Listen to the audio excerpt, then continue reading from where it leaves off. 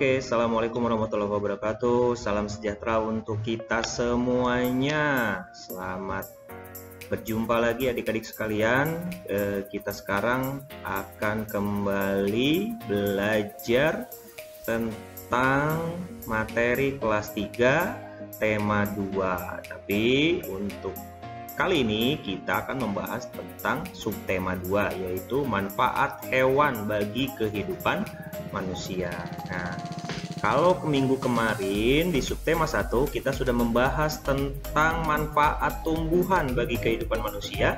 Sekarang kita akan membahas tentang manfaat hewan bagi kehidupan manusia. Jadi nanti akan terus secara kontinu, materinya akan dibahas secara sistematis supaya kalian bisa lebih memudahkan agar lebih mudah memahami dari materi yang akan kita pelajari. Ya, walaupun dengan cara jarak jauh seperti ini, tapi jangan sampai menyurutkan semangat kalian dalam belajar.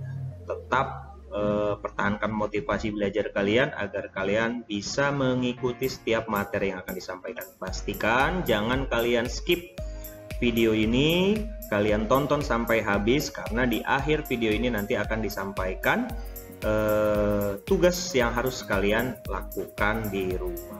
Oke, kita langsung saja mulai masuk ke pembahasan. Ini dia yang akan kita bahas untuk di video hari ini adalah yang pertama, keberagaman karakteristik individu di lingkungan sekitar. Kemudian yang kedua, manfaat hewan bagi kehidupan manusia. Kemudian yang ketiga, sifat operasi hitung atau sifat komutatif pada perkalian. Kalau minggu kemarin kita membahas tentang sifat komutatif pada penjumlahan. Nah, kali ini kita akan membahas tentang sifat komutatif pada perkalian. Oke, kita langsung saja masuk ke materi pertama. Nah, ini tentang keragaman karakteristik individu baik yang ada di lingkungan sekitar kita, di rumah ataupun di sekolah dan juga di lingkungan masyarakat. Kalian secara tidak disadari selama ini kalian sudah bisa menemukan sebenarnya dalam keseharian kalian masing-masing bahwa ternyata di lingkungan sekitar kalian itu memiliki berbagai macam perbedaan yang sangat mendasar. Perbedaan apa saja itu? Yang pertama adalah jenis kelamin. Kemudian yang kedua, keyakinan agama. Kemudian ras atau suku bangsa, juga kecerdasan. Masih ada lagi nanti. Nah, di jenis kelamin kalian pasti sudah tahu bahwa setiap orang berbeda jenis kelaminnya. Ada yang laki-laki, ada juga yang perempuan. Kemudian dalam keyakinan keagamaan juga sama, ada teman kita atau mungkin kerabat kita yang berbeda agama, berbeda keyakinan dan kita. Ada yang Islam, ada yang Protestan, ada yang Katolik, ada yang Buddha, Hindu, Konghucu, ya. Nah, itu ada perbedaan-perbedaan tersebut. Tidak luput dari berbagai macam perbedaan pandangan, keyakinan dalam beragama. Kemudian selain dari dua perbedaan tadi, kita juga bisa menemukan di lingkungan sekitar kita perbedaan ras atau suku bangsa. Nah, ada yang berasal dari suku Sunda, Jawa, mungkin ada teman-teman kalian dari suku Betawi, kemudian suku Dayak dan lain-lain. Nah, kita tidak bisa memungkiri bahwa setiap keragaman karakter tersebut selalu kita temukan dalam kehidupan sehari-hari. Kemudian di antara teman kita pun mungkin ada yang memiliki tingkat kecerdasan yang berbeda-beda. Ada yang mudah memahami, ada yang mungkin perlu berkali-kali membaca baru bisa memahami. Yang pasti setiap orang memiliki kecerdasan yang berbeda-beda. Jadi tidak ada yang bodoh di dunia ini. Manusia itu semuanya pintar karena sudah dianugerahi akal oleh Yang Maha Kuasa. Jadi tidak ada istilah dia anaknya bodoh, yang dia pintar, nggak ada. Semuanya orang memiliki tingkat kecerdasan yang berbeda-beda, memiliki sifat kecerdasan yang berbeda-beda. Gitu ya. Kemudian selain dari 4 yang tadi ada lagi perbedaan terjadi di hobi. Mungkin kalian hobinya olahraga, tapi ada juga teman atau kerabat kita, keluarga kita, saudara yang tidak suka hobi olahraga, sukanya main musik. Ada juga yang tidak suka keduanya, mungkin bisa jadi dia sukanya menggambar. Setiap orang mempunyai kemauan atau hobi yang berbeda-beda. Kemudian perbedaan usia. Nah, ini adalah perbedaan yang bisa kalian lihat secara jelas di keluarga kalian. Antara ayah dan ibu mungkin bisa berbeda usia. Kemudian kamu dengan kakak atau adik berbeda usia. Walaupun perbedaan usia itu tidak bisa jangan sampai membuat kita menjadi minder dan lain sebagainya ya. Kemudian ada juga mungkin perbedaannya tinggi badan. Ada yang mungkin tinggi ya, ada juga yang mungkin tidak terlalu tinggi. Nah, perbedaan-perbedaan itu bisa kita lihat dalam kehidupan sehari-hari kita. Kemudian perbedaan karakter, sifat. Setiap orang memiliki sifat yang berbeda-beda. Ada yang gampang sedih, ada yang ceria, periang, ada yang senangnya itu ngobrol aja, ada juga yang senangnya bermain dan lain sebagainya. Itu sifat-sifat yang bisa kita temukan dalam kehidupan sehari-hari kita. Nah, dari berbagai macam keragaman yang kalian sudah lihat di sini, dari mulai jenis kelamin, keyakinan agama, ras, suku, kecerdasan, kemudian hobi, usia, tinggi badan, dan karakter. Nah, melihat dan menyikapi perbedaan itu, apa yang harus kita lakukan? Nah, ini dia. Jadi, dalam melihat atau menyikapi setiap keanekaragaman yang kita temui di lingkungan kita, kita harus mengedepankan sikap saling menghargai dan juga saling menghormati satu sama lain. Baik yang laki-laki menghormati, menghargai yang perempuan, begitupun sebaliknya yang perempuan menghormati dan menghargai yang laki-laki. Dalam keyakinan beragama pun sama, yang Islam menghormati yang Kristen dan Kristen menghormati yang Islam dan seterusnya. Kemudian suku bangsa pun sama, kita tidak boleh saling ejek, oh kamu dari suku A, kamu dari suku B, enggak. Kita sama-sama dalam satu bingkai kebinekaan, yaitu Negara Kesatuan Republik Indonesia. Apapun ras, suku, bangsa kita, tetap kita adalah di bawah satu panji bendera, yaitu bendera merah putih.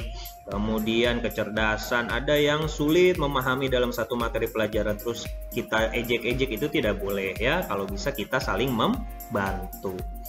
Dan ada yang hobinya main bola, berarti dia sukanya pasti jago main bola. Tapi ada yang nggak suka sama main bola, dia nggak bisa. Kemudian kita ejek, nah itu tidak boleh ya.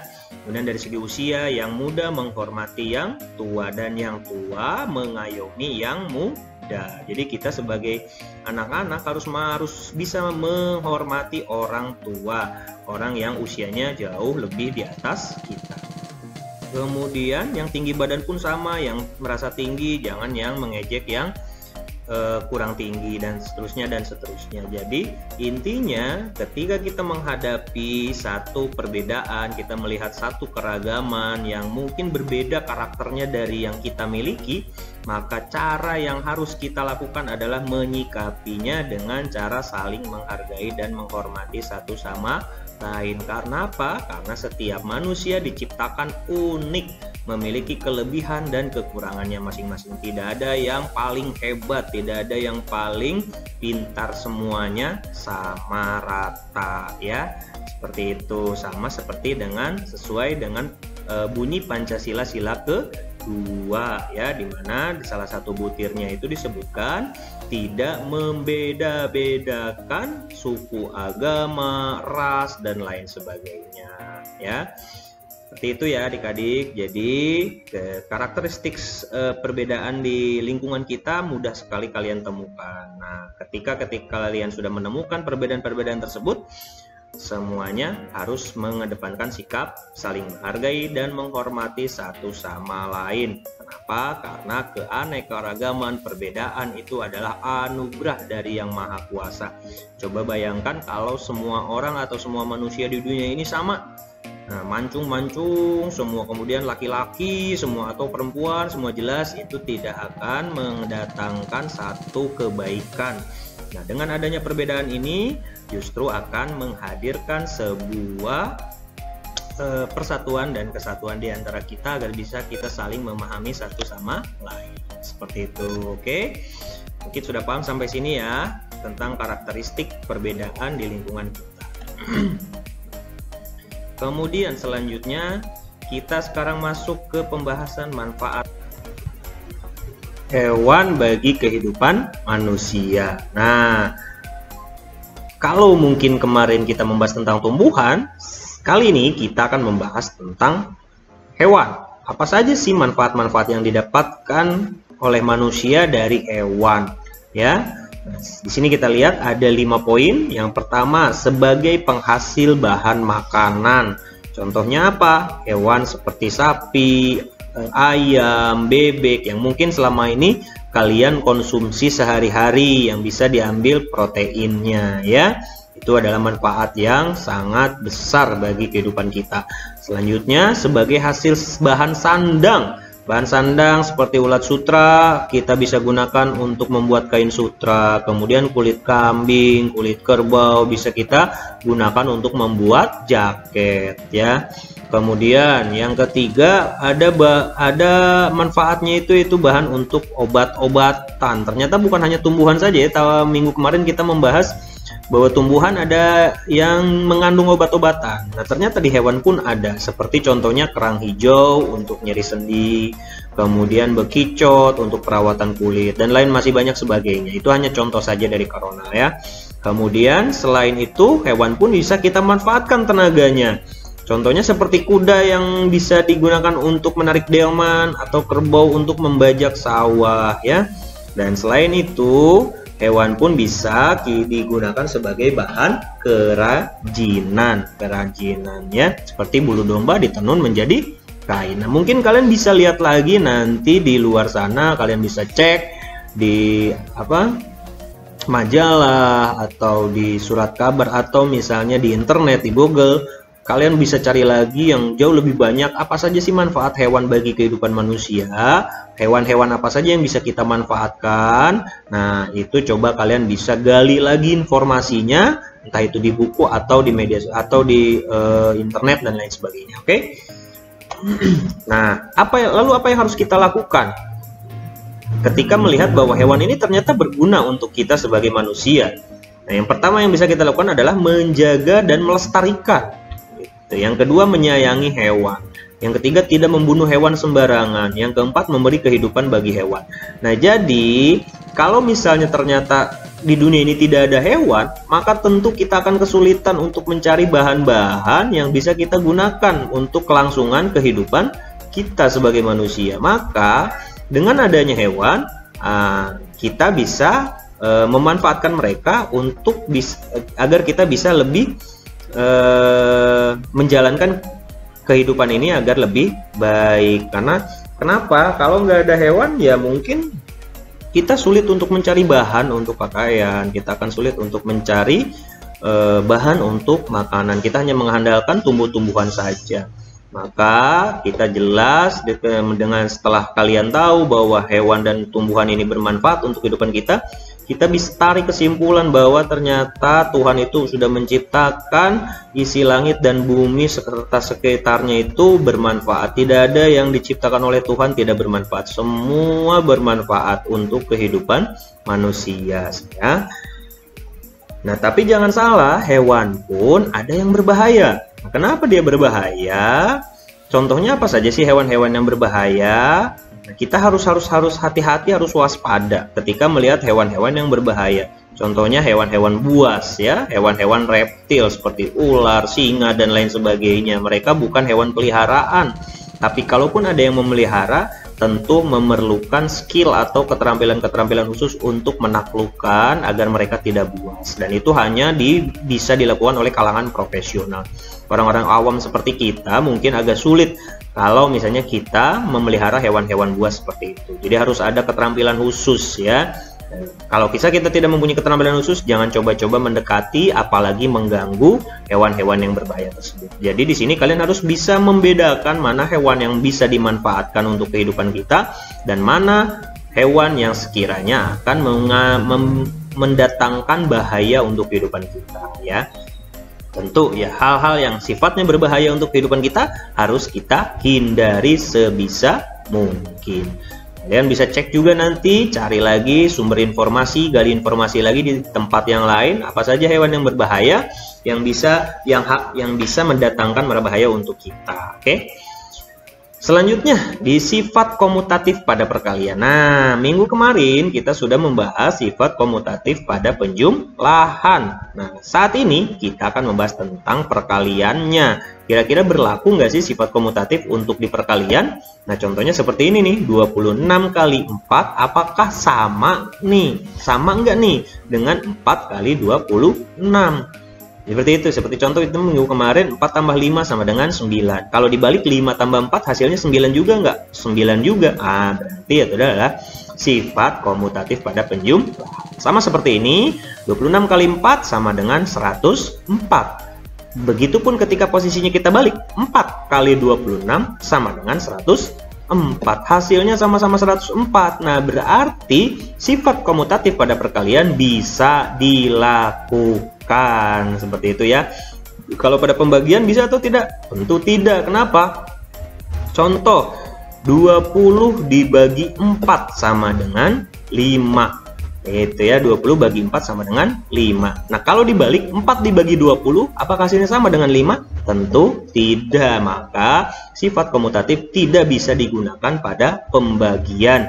Hanya bisa digunakan pada perkalian dan penjumlahan. Seperti itu.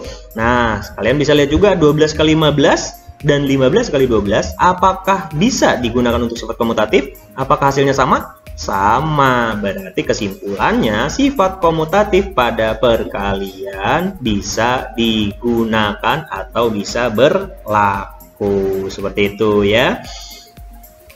Nah, agar kalian lebih memahami penjelasan dari Karonal, silakan kalian buka buku paket tema 2 subtema 2. Kemudian kamu cek di halaman 91, 94, dan 98. Di sana ada soal-soal latihan yang bisa kalian kerjakan di buku tugas kalian masing-masing, buku tulis kalian masing-masing ya.